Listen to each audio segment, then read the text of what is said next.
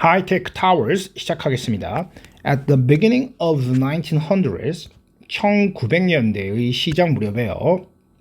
Engineers started building taller and taller buildings. 엔지니어들, 즉 기술자들은 점점 더 높은 빌딩을 짓기 시작했습니다. 비교급과 비교급이 만나면 점점 더 뭐뭐한 이런 뜻이에요. 그래서 점점 더 높은이라고 해석하시면 되겠어요. Using steel, 분사구문이 나왔죠. steel, 즉 강철을 사용하면서, 즉 강철을 사용해서 builders can make a skeleton for the building. 건축가들은 skeleton은 골격이죠. 골격을 만들 수 있었습니다. 빌딩을 위한 골격이요. This skeleton is made of huge steel poles like legs that run through the whole building. 이 골격들은 is made of, 즉 be made of는 뭐뭐로 만들어지다 이런 뜻이죠. 만들어져 있었습니다. huge는 거대한이죠. 거대한 강철 poles, 기둥이나 막대기 같은 것들을 말하죠. 강철 기둥으로 돼 있었어요. Like legs, 마치 다리처럼요. That run through the whole building. 이때 run은 건물 전체를 통과하는 느낌으로 해석을 해주시면 되겠어요. 그래서 건물 전체를 통과하는 그런 마치 다리처럼 거대한 막대기로 골격이 구성되어 있었다는 거죠. These steel legs, called the superstructure, take all the weight of the building. 이러한 강철 다리는요, superstructure라고 부르는데요. 모든 빌딩의 무게를 가지게 되었습니다. 즉 떠받쳤다는 얘기죠. Each leg stands on a giant steel foot called the substructure. 각각의 다리들은 거대한, 이번에는 강철로 된 그런 발 위에 세워져 있었는데요. 그것은 substructure라고 불리웠어요. The substructure keeps each leg from sinking into the earth under the huge weight of the building. 그 substructure, 즉 발의 다리와 같은 구조물은요. keep each leg, 자, keep A from B 하면 A가 B를 하는 것을 막다, 즉 못하게 하답니다. 따라서 각각의 다리들이 sink는 가라앉다죠. 가라앉는 것을 막아 주었어요. 즉 막대기가 무게를 받으면 땅으로 깊이 박히는데 그것을 막아주는 역할을 substructure가 하는 거죠. 그래서 sinking into the earth, 땅 아래로 박히는 것을 막아주었어요. Under the huge weight of the building, 거대한 그런 빌딩의 무게 아래에서요. Keep A from B는 다시 한번 말씀드리면 A가 B 하는 것을 막다, 이렇게 해석하셔야 됩니다.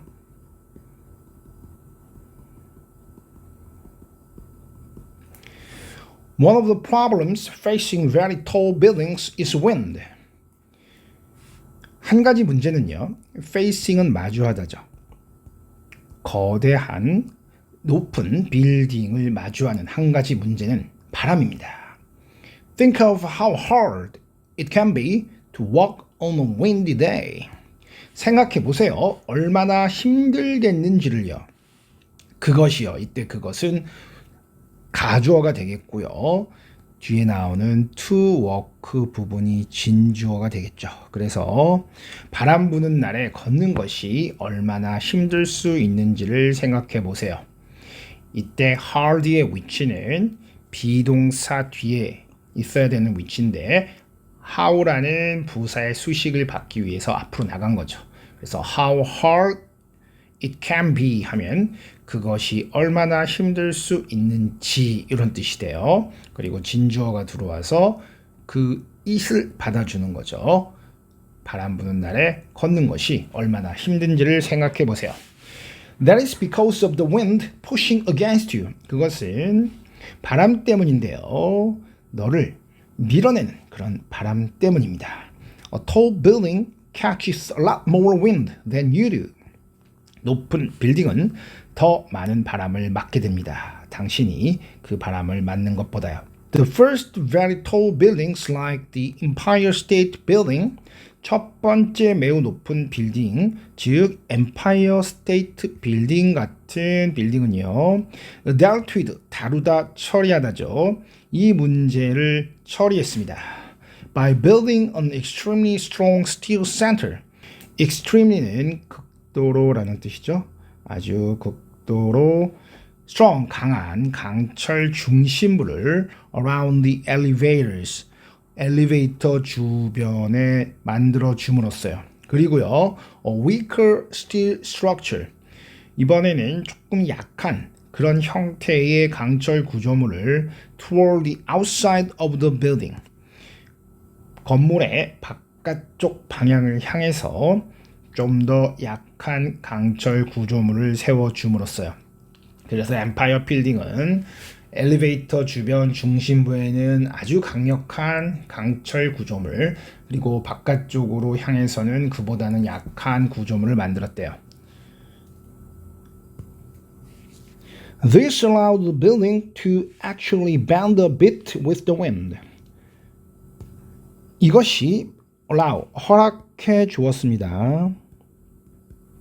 그 빌딩이 bend, 구부러지도록요.